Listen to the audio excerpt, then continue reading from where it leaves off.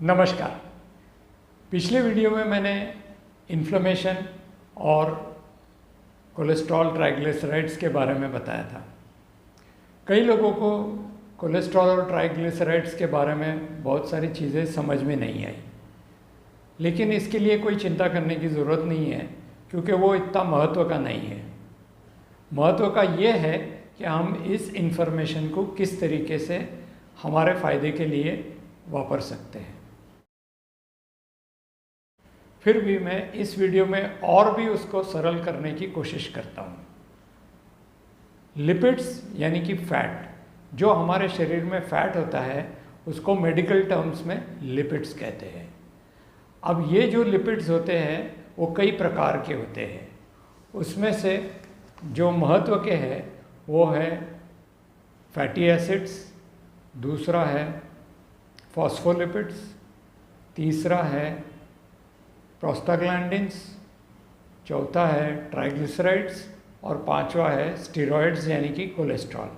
ये सब पांचों चीज़ें मिलके जो बनता है फैट के कंपोनेंट्स है और इसे हम लिपिड्स कहते हैं। क्योंकि ये लिपिड्स फैट सॉल्युबल होते हैं यानी कि ये पानी में घुलते नहीं हैं और इन्हें हमारे शरीर में सर्कुलेट करना है, तो क्या होता है कि ये सारे लिपिड्स एक पैकेज में कन्वर्ट करना पड़ता है। और इसमें से दो जो महत्व के पैकेजेस है वो है कोलेस्ट्रॉल और ट्राइग्लिसराइड्स।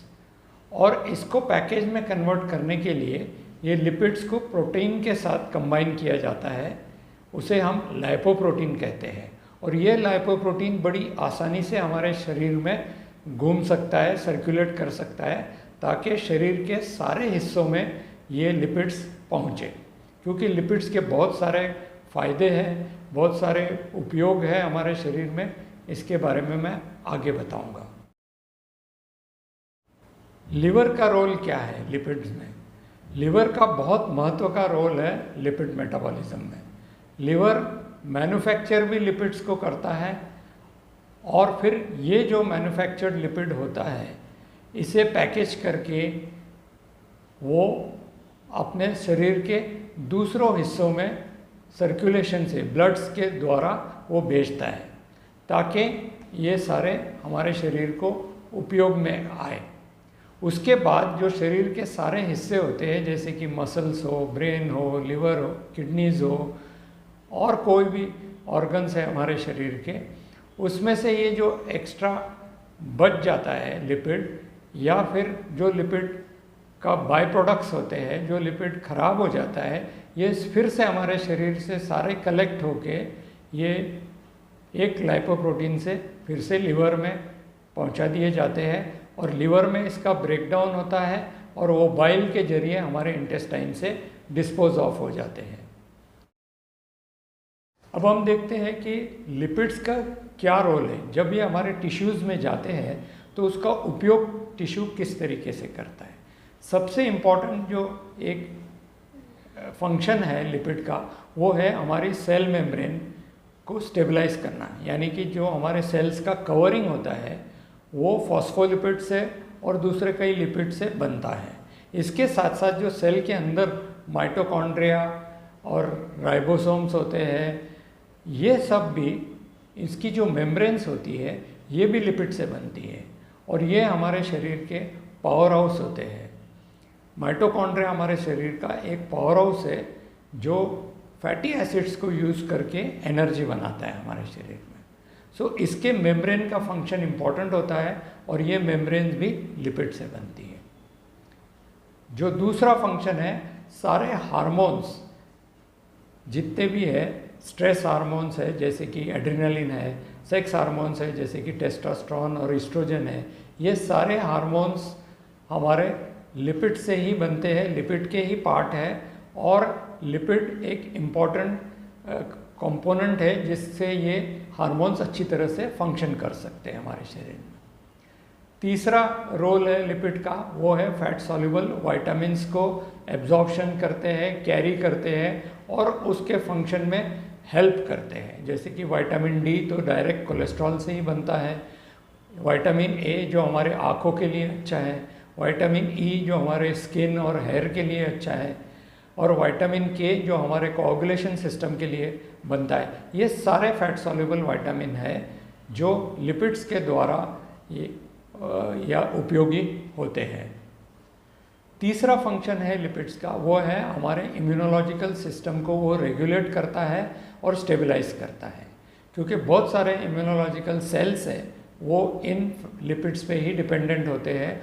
और पांचवा यानी कि आखिरी जो महत्व का फंक्शन है वो है एक स्टोरेज फॉर्म ऑफ एनर्जी है, यानी कि जब कभी भी सेल्स को एनर्जी की ज़रूरत पड़ती है तो ये फैटी एसिड्स को बनाते हैं तुरंत सेल के अंदर, और इस फैटी एसिड से एनर्जी बनती है। तो ये एक स्टोरेज फॉर्म होता है, ट्राइग्लिसराइड्स का हो या फैटी एसिड्स का हो या कोलेस्ट्रॉल्स का हो, ये एक स्टोरेज फॉर्म ऑफ एनर्जी है जो हमारे शरीर यूज़ करके एनर्जी बना सकता है। तो लिपिड्स के बहुत सारे महत्व के फंक्शन हैं।